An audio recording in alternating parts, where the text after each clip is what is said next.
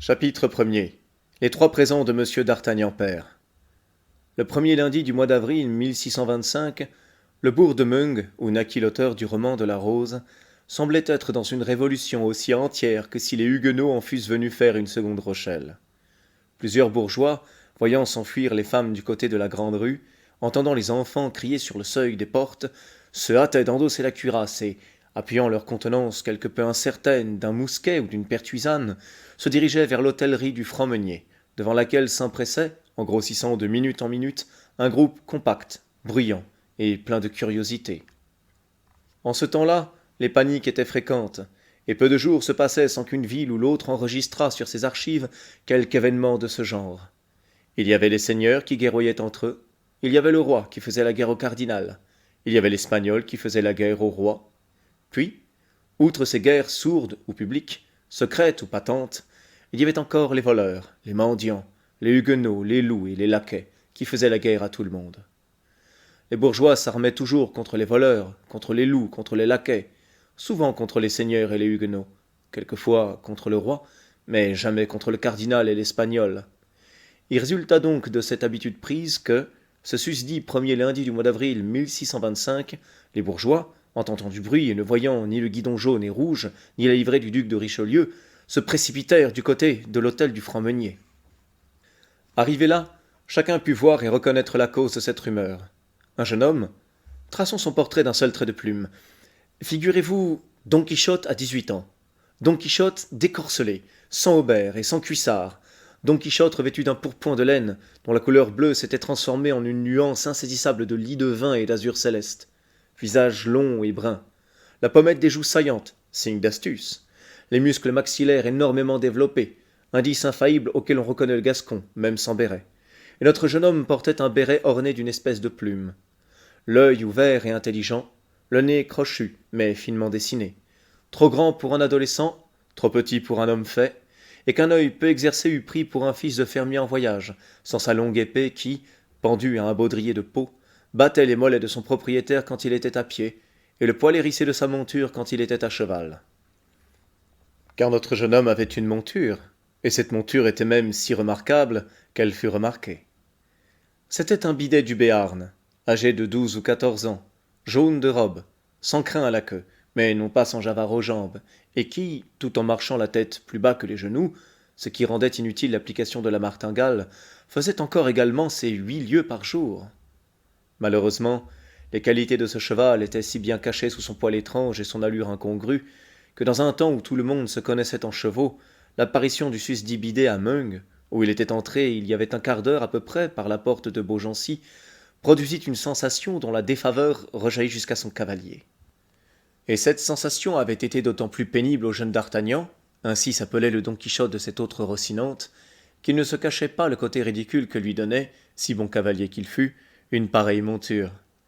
Aussi avait-il fort soupiré en acceptant le don que lui en avait fait Monsieur d'Artagnan père.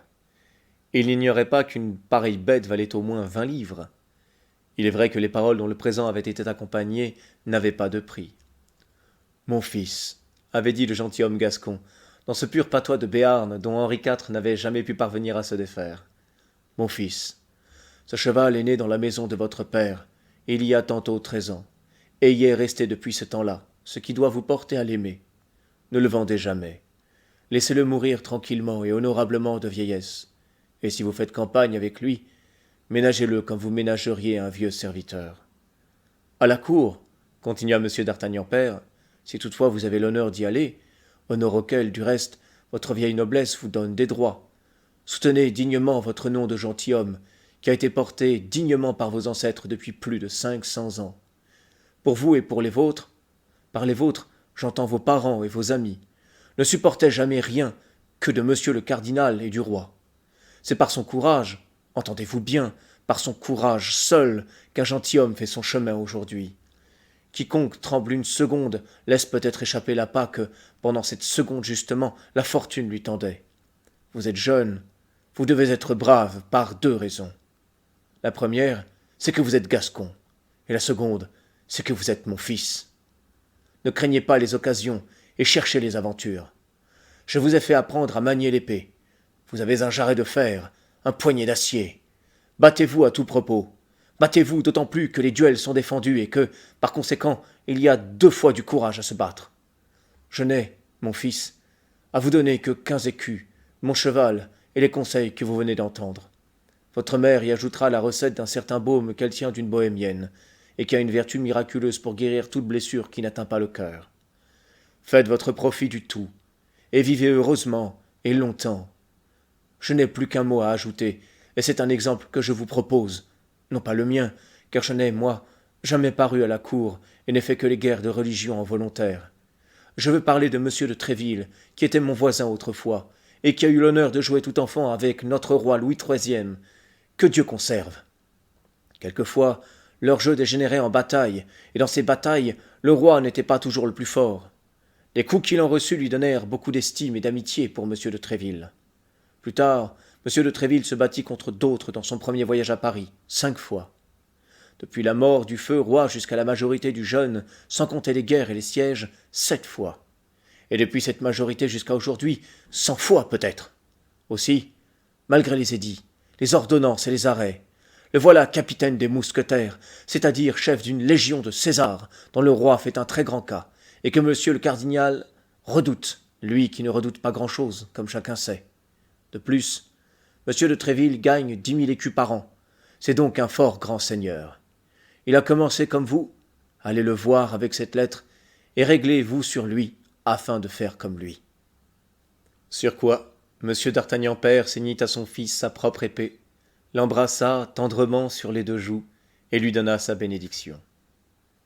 En sortant de la chambre paternelle, le jeune homme trouva sa mère qui l'attendait avec la fameuse recette dont les conseils que nous venons de rapporter devaient nécessiter un assez fréquent emploi.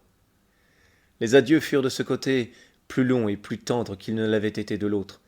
Non pas que M. d'Artagnan n'aimât son fils, qui était sa seule progéniture, mais d'Artagnan était un homme, et il eût regardé comme indigne d'un homme de se laisser aller à son émotion, tandis que Madame d'Artagnan était femme, et de plus, était mère. Elle pleura abondamment et, disons-le à la louange de M. d'Artagnan fils, quelques efforts qu'il tenta pour rester ferme, comme le devait être un futur mousquetaire, la nature l'emporta et il versa force larmes, dont il parvint à grand-peine à cacher la moitié.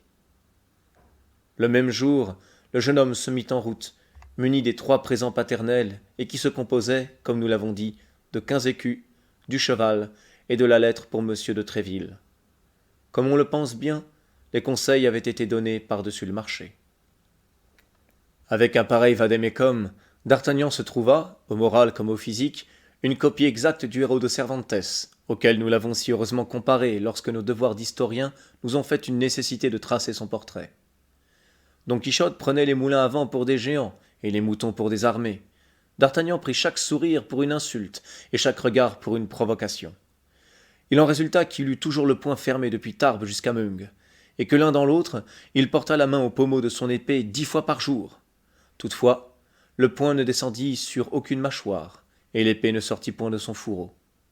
Ce n'est pas que la vue du malencontreux bidet jaune n'épanouit bien des sourires sur les visages des passants, mais comme au-dessus du bidet sonnait une épée de taille respectable, et qu'au-dessus de cette épée brillait un œil plutôt féroce que fier, les passants réprimaient leur hilarité, ou, si l'hilarité l'emportait sur la prudence, ils tâchaient au moins de ne rire que d'un seul côté, comme les masques antiques.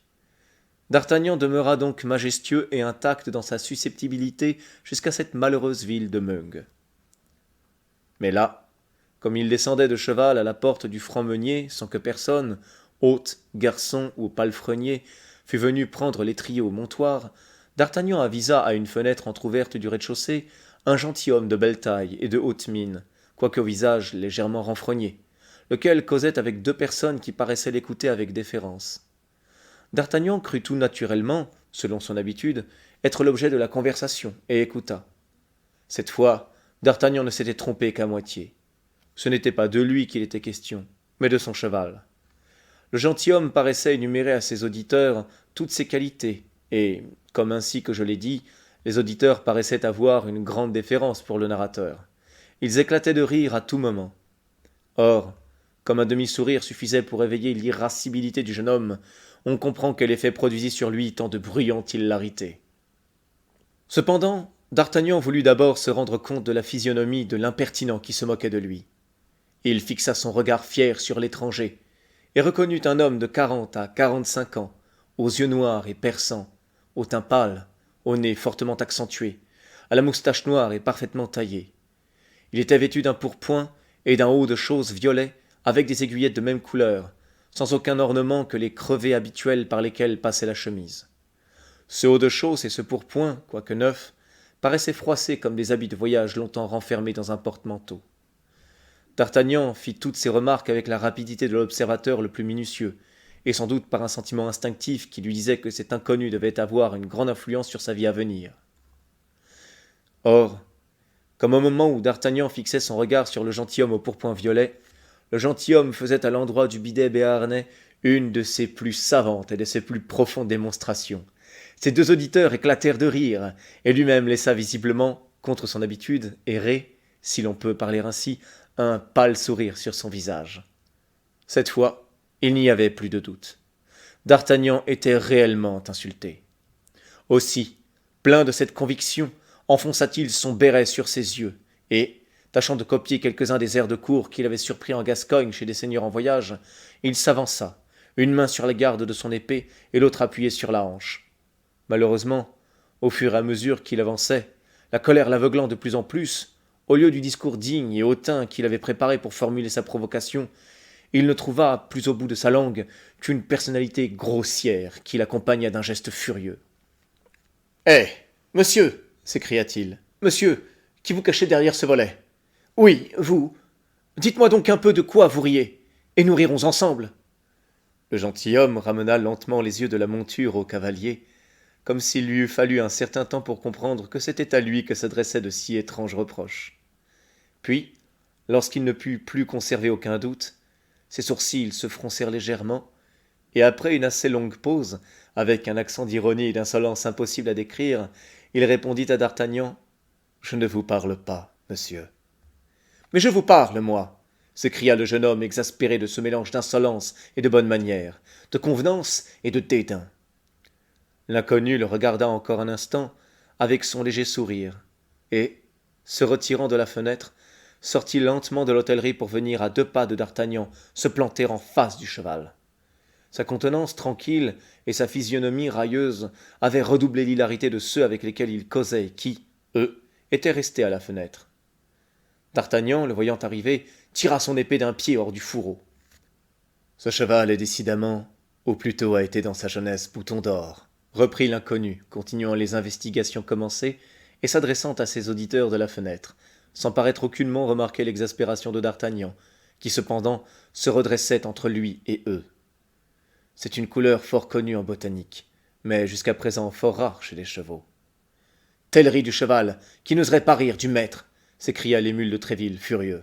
« Je ne ris pas souvent, monsieur, » reprit l'inconnu, « ainsi que vous pouvez le voir vous-même à l'air de mon visage.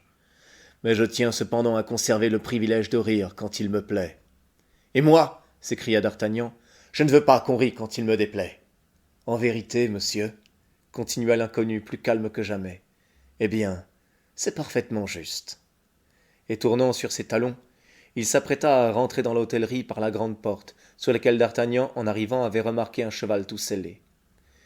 Mais D'Artagnan n'était pas de caractère à lâcher ainsi un homme qui avait eu l'insolence de se moquer de lui. Il tira son épée entièrement du fourreau et se mit à sa poursuite en criant « Tournez, tournez donc, monsieur le railleur, que je ne vous frappe point par derrière. »« Me frapper, moi ?» dit l'autre en pivotant sur ses talons et en regardant le jeune homme avec autant d'étonnement que de mépris.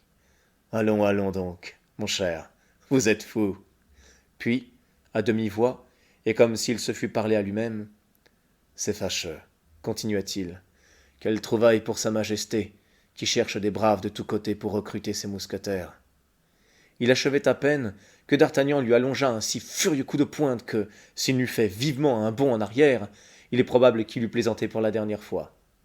L'inconnu vit alors que la chose passait la raillerie, tira son épée, salua son adversaire et se mit gravement en garde. Mais au même moment, ses 2 auditeurs, accompagnés de l'hôte, tombèrent sur D'Artagnan à grands coups de bâton, de pelle et de pincette. Cela fit une diversion si rapide et si complète à l'attaque que l'adversaire de D'Artagnan, pendant que celui-ci se retournait pour faire face à cette grêle de coups, rengainait avec la même précision et, d'acteur qu'il avait manqué d'être, redevenait spectateur du combat, rôle dont il s'acquitta avec son impassibilité ordinaire, tout en marmottant néanmoins « La peste soit des Gascons. Remettez-le sur son cheval, Orange, et qu'il s'en aille. »« Pas avant de t'avoir tué, lâche !» criait d'Artagnan tout en faisant face du mieux qu'il pouvait et sans reculer d'un pas à ses trois ennemis qui le moulaient de coups. « Encore une gasconnade, murmura le gentilhomme.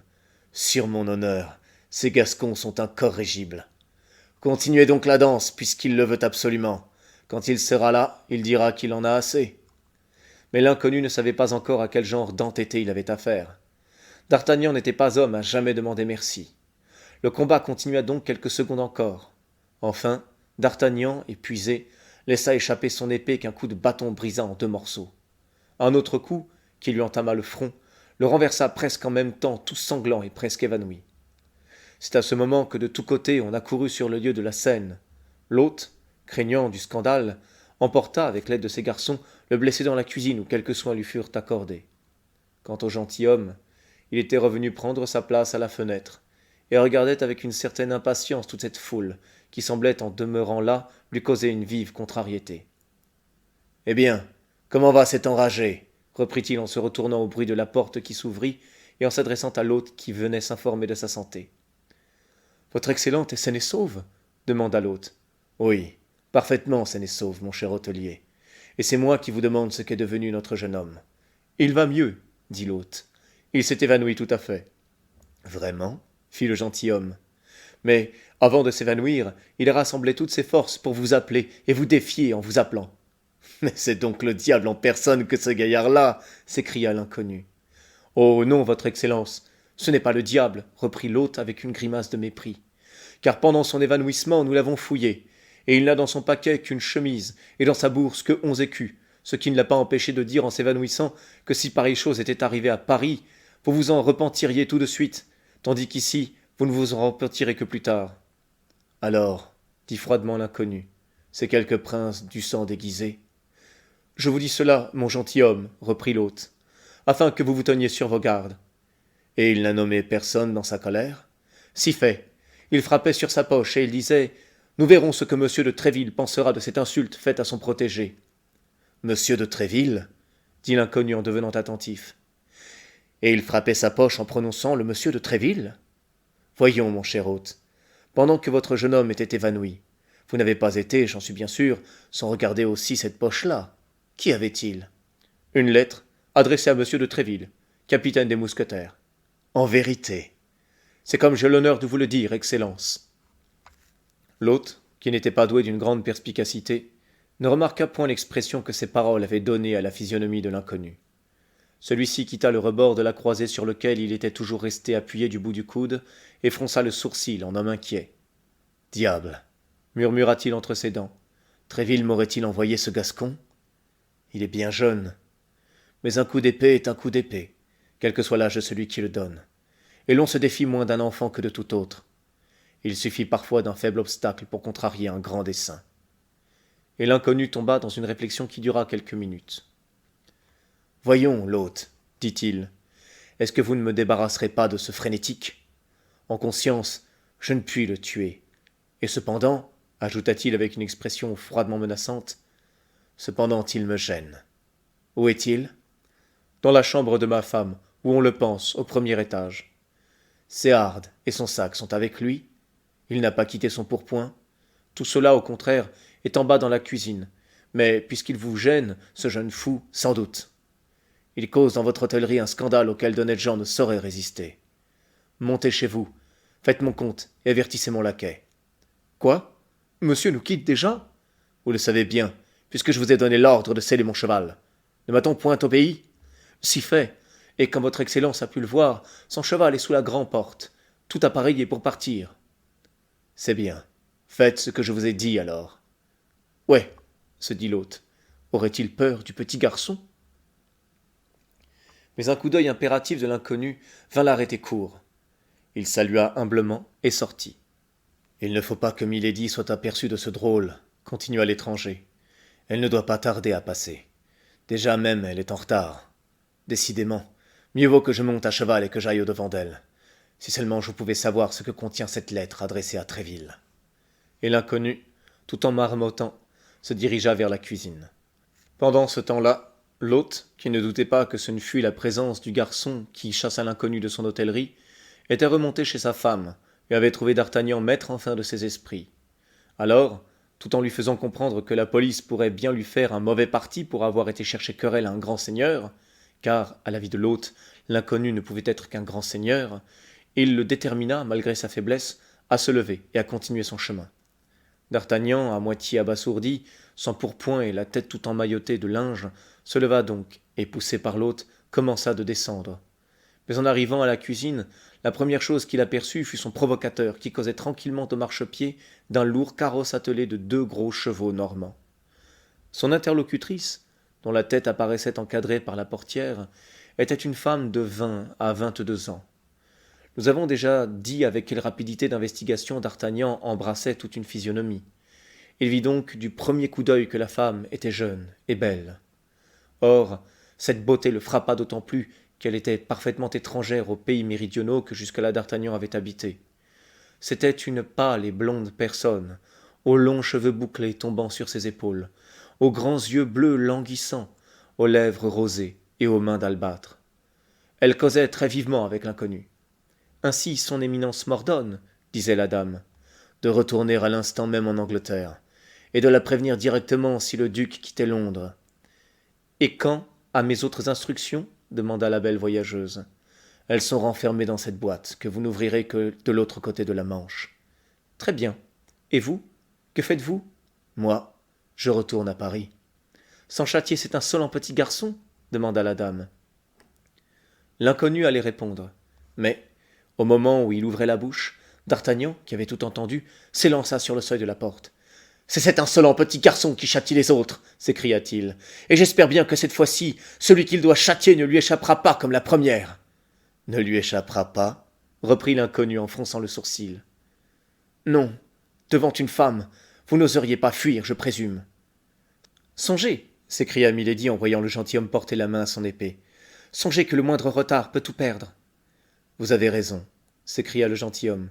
Partez donc de votre côté, moi je pars du mien.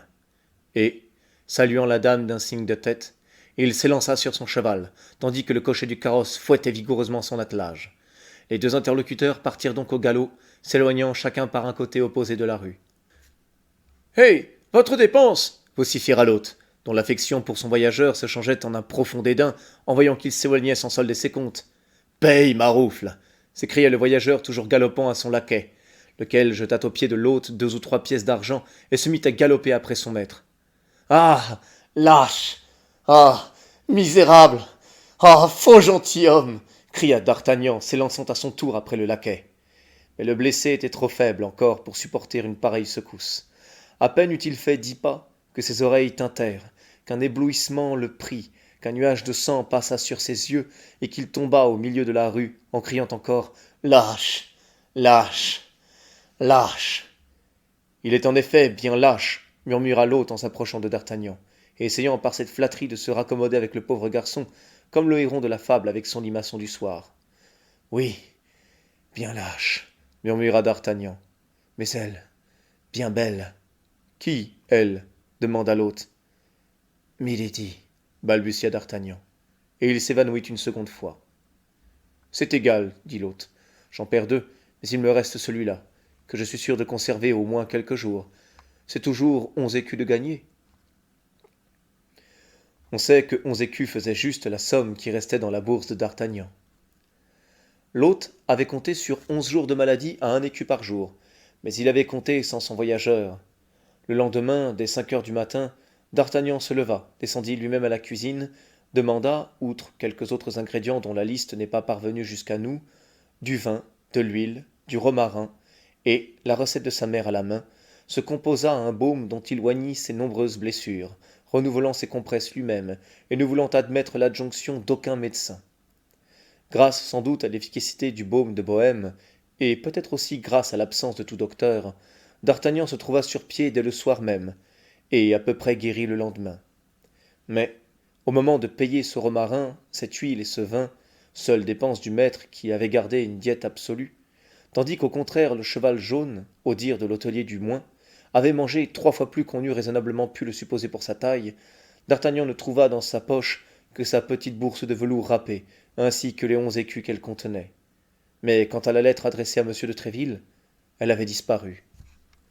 Le jeune homme commença par chercher cette lettre avec une grande patience, tournant et retournant 20 fois ses poches et ses goussets, fouillant et refouillant dans son sac, ouvrant et refermant sa bourse.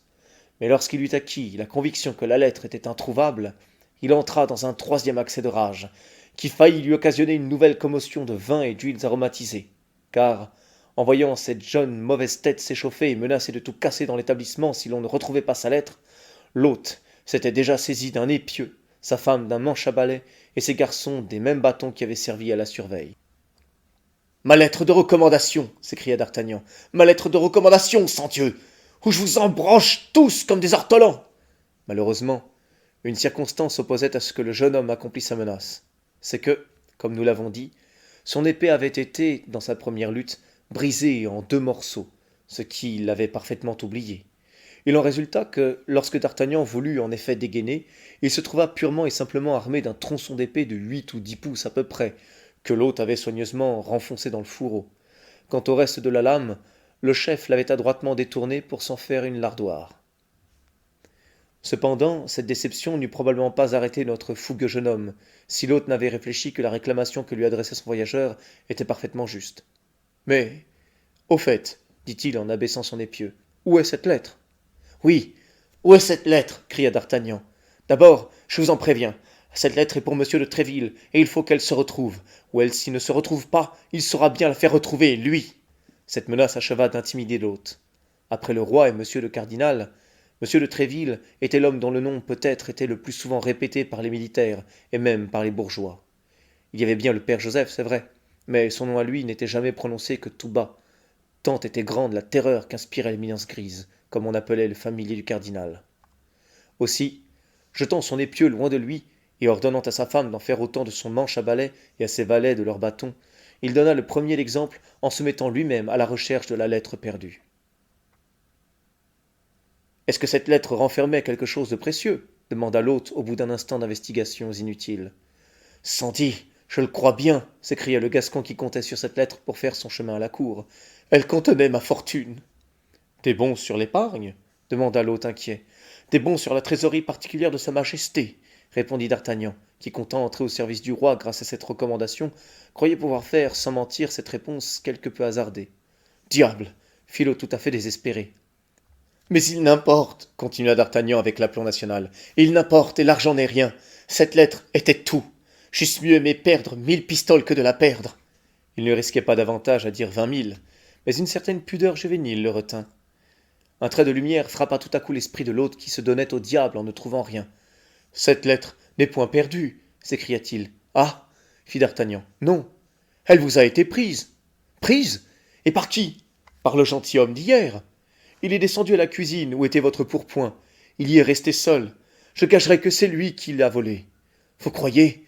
Répondit d'Artagnan peu convaincu, car il savait mieux que personne l'importance toute personnelle de cette lettre, et n'y voyait rien qui pût tenter la cupidité. Le fait est qu'aucun des valets, aucun des voyageurs présents n'eût rien gagné à posséder ce papier. Vous dites donc, reprit d'Artagnan, que vous soupçonnez cet impertinent gentilhomme? Je vous dis que j'en suis sûr, continua l'hôte.